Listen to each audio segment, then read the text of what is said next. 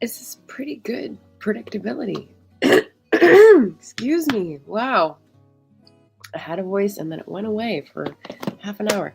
And then we're done with the 3 pages. I assume RC and Richard got 0 words written unless they want to count the words in the chat. Oh my god. That was a lot of chatting. Thank you for providing the entertaining yourselves. That was quite interesting, and we veered into some interesting places. Yeah, that's the problem. You gotta, I don't know, ice on the back of your head? That also doesn't fit very well. But anyway, welcome everybody. Morning Pages is done. I'm thinking I might have to go earlier because I had to potter around for 40 minutes and like try not to engage my brain so that it was fresh for the morning pages, which is kind of besides the point. So I might go to 7 a.m. on the next one. I'm doing these like once a week just to like sample the morning pages sprinting because it's actually writing words. Anyway, so I might go earlier. That won't affect anyone because I think Marilyn is the only person I know who is west of me in Hawaii, and she doesn't get up anywhere near this time. So everyone else will be later than me and go, oh, 10 a.m.? That's fine. So, yeah. Thanks for stopping by, Maggie. Heading out. RC is counting the chat words. All right, then count them. Let me know how many you got. I'd be very curious to know. Oh, Victoria, hello. I did attempt to do 3 pages, but I kept getting distracted. I kept getting distracted too. Every time I looked up in the chat and got distracted, I put chat off the hook or something like that in my interrupting my brain flow. Joanna's here. Good morning. She got 81 words written. Well done. Victoria, like a little more than a page done, but it was good. Nice. And Joanne's book, Culinary Confessions, is on sale until tomorrow morning, 11 a.m. That's very specific. Last chance today to get the book on sale. Excellent. So I was all over the place today. I also had a meeting with a friend that helped me reframe how I'm going to do the writing stuff. So if this resonates with anyone else, it might help. So I kind of operate nowadays with like a task switching mode, excuse me, where I try to do one thing that's like quiet and consuming, like bringing in things, and then one thing that is like more active or not sitting down at the screen, so that I'm not sitting down at a screen for too long, and also I'm not constantly just consuming things, not eating, I mean, but like reading or watching or absorbing and not spitting it out. This is still from my, my reading the release ratio thing that Richard was here for last time too. But anyway, trying to keep those things in balance. And I had set up the morning pages thing to be first thing, and then I have breakfast, and then I go back to do computer like screen stuff. Like every morning you check this, you check that, you put out a thing, whatever. And my friend Allison was like, well, maybe if you don't do like the automatic busy work stuff first, and like after breakfast you do the creative work, because morning pages is supposed to clear your brain for creative work. That would be a better use of your like best morning time. I was like, why did I not think of that? So, again, the live stream timing sort of messes it up, but I'm going to be jiggering around with the stuff to see what works best. So hang in there. And let me know if that rings a bell for you, whether you like sequence things a certain way. I'd be very curious because this is the whole like productivity system adjustments that you can nerd out on. So yeah.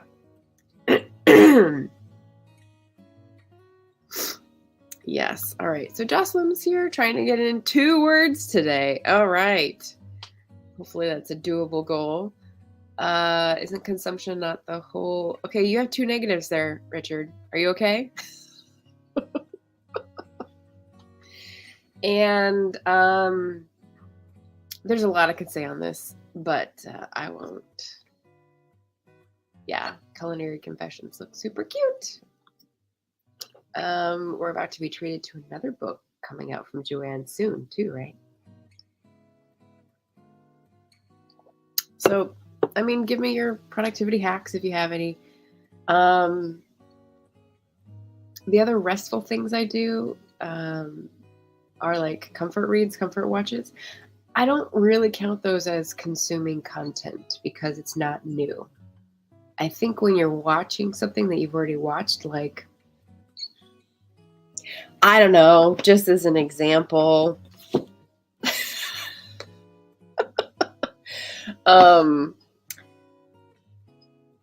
your brain knows what's coming, and so it's free to like wander and sort of fill in the spaces or work on something in the background. It's kind of like having another tab open, but it's in the background, so you're not struggling to focus on it, you know?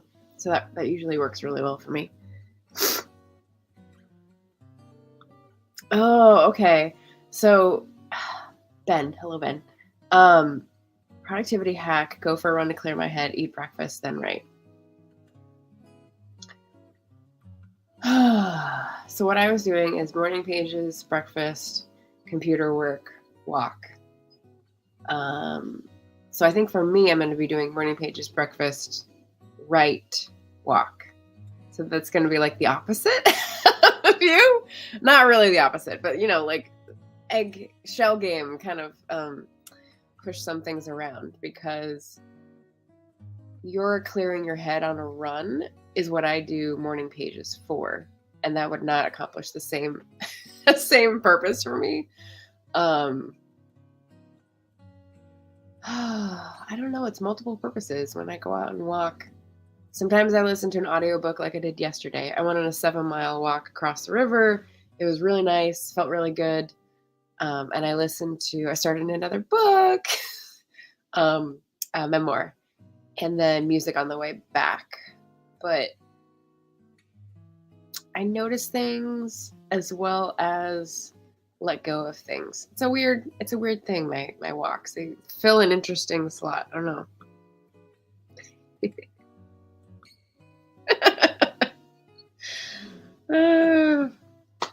I just tend to think, says Victoria, the earlier I get productive stuff done for the day, the better.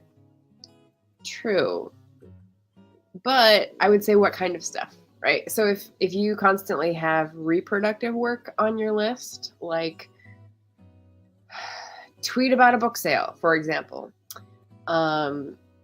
or check book sale stats, something like that. You don't need to do those first thing in the morning, if first thing in the morning is your most focused creative time, which is what I was like, oh, duh, yeah, about myself. And, you know, other people are not first thing in the morning creative people. They're like right after lunch or right before bed. And so once you do your survey of when am I most clear-headed to create things like fiction during the day, and if you haven't done that, that's a good thing to do if it's not on your radar yet. But I know it's the morning for me, and I'm just making silly choices. It's okay. It's okay. If I get the rest of this stuff done, I can write without worrying. Oh, okay. So you're doing it the other way because of the way your worry works. Well, that's fair too. Or I can write first and do other stuff later. I haven't really experimented with that. Yeah. For me, it never, well, I won't say never. It's probably worked a few times in the past, but to say that I'm going to get all these things on my to-do list that are reproductive work, that they're things that I need to do every so often and check them off the list, and they don't require creative wherewithal. First, before I get to my writing, those things can just like expand to fill any space that you give them. And so that's why I never know when to draw the line, and then I don't get to the writing. So I want to avoid that for me. Richard's running to go get a bus in the rain. That's a fun image. Bye, Richard. He got 30 pages of editing done in among the silly chat messages. I saw that. So well done, Richard. I actually have warm tea this time because it only takes 30 minutes to do the 3 pages rather than 3 sprints, which I forget about my tea and it goes completely cold. So in my morning pages, I wrote about a lot of the things I got done yesterday, stuff that I'm excited for today. It's Saturday, and normally on Saturday, it is Saturday, right? Yes. And normally on Saturday, I will check my social media stats. But you know who's not going to check those weekly anymore this year? Because they're not doing anything for me. So I'm just going to include those in the roundup at the beginning of the month when I check book sales and reviews and library copies, and not worry about it so much. Because it's like almost 2 years of tracking those stats weekly, and they mostly go up. There's lots of downs. YouTube people know what I mean about subscribers going down. But yeah, why? So, when I was doing my year-end accounting bit, one of the questions was, what are you ready to let go of? And I was like, I don't think the social media effort has paid off in the way that I need it to continue in the way I have been. So, radical statement. I'm letting go of some of that and trying to find ways to work around. So, for example, one of the things this morning I did was I took a funny picture, and normally I would put that on Instagram or Twitter, and instead I put it on Ko-fi. And if you don't know Ko-fi.com, ko-fi.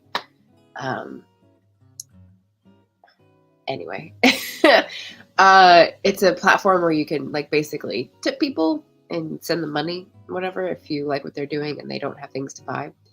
And it's got a lot of functionality. I was kind of put off it at first because I'm already on Patreon, and once you choose a lane, it's like, why would you do more than one? If you can't be everywhere at once, you have to choose. But I think I'm going to use it to post stuff in a feed, and it actually gives you the choice to post on Twitter as well. So it links up to Twitter, but it says I posted on Ko-fi. It's an automated tweet thing. And I've seen other people that do this, and I like this because then you're letting people know you're somewhere else and you're not on Twitter all the time. I still have a morning and an evening go on Twitter, check the lists, because I curated lists and I want to support people and retweet and highlight, friends that are doing cool things. But I don't want to be on there scrolling all the time and hunting out opportunities that haven't happened. So letting that go. Is anyone else letting anything go for 2023? Let me know. And then I'll just tell you about the books I'm reading.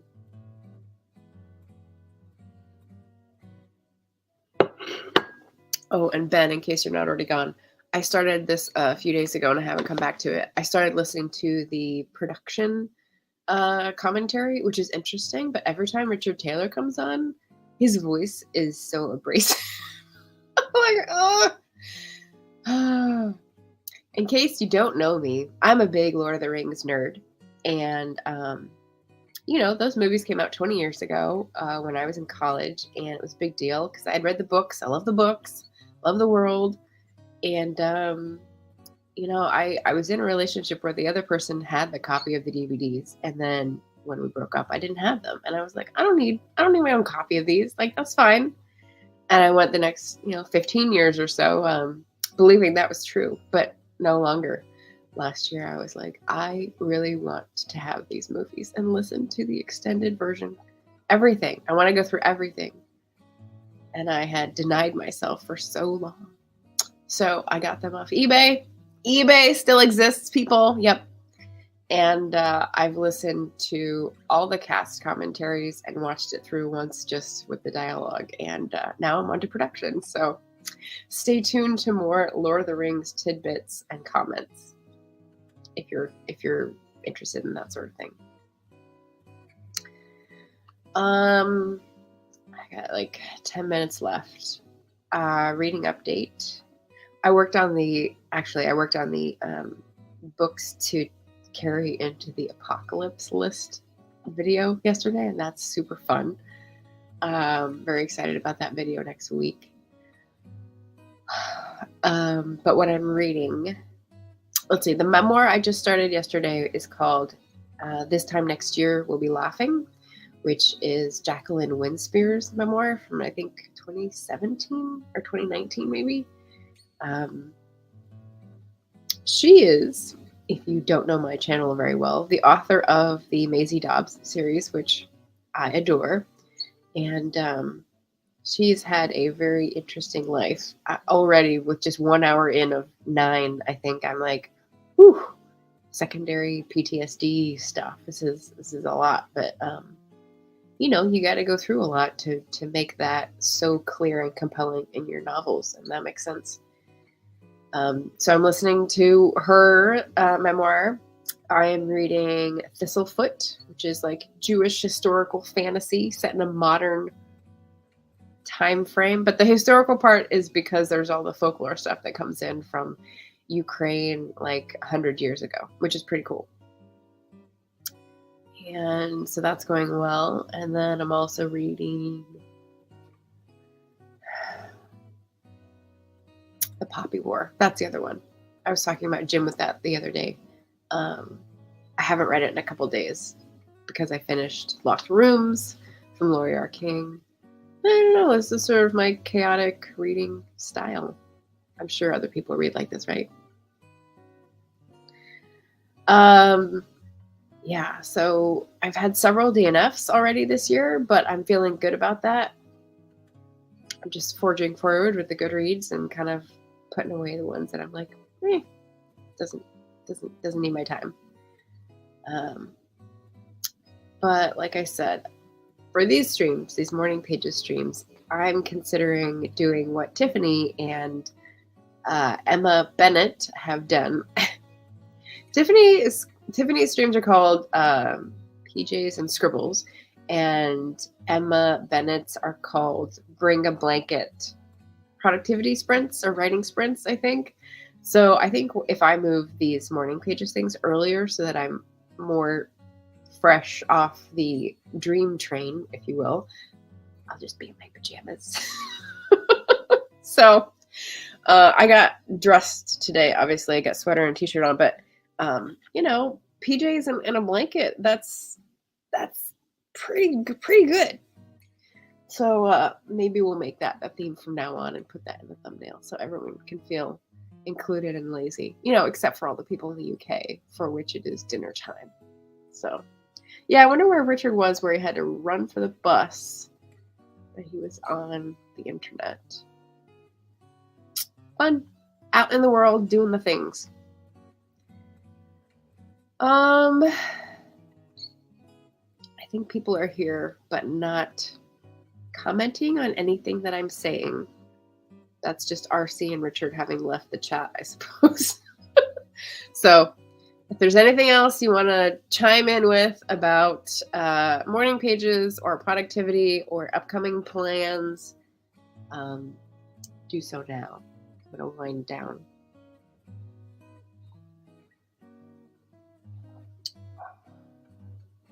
And try to remember if there's anything else. There is a stats video. I'm not much one for stats videos and bar graphs and stuff like that, but I am going to put together a storygraph stats of 2022 just to see how it does. My word for 2023 is intrepid, which means I gotta experiment more. So that's part of that, and we'll see how it does. I'm not sure what to include. Because again, I'm not that interested in stats stuff, but it seems to be popular. So I'm going to try to find out whatever shots, like snapshots, I find interesting, and then chat about those.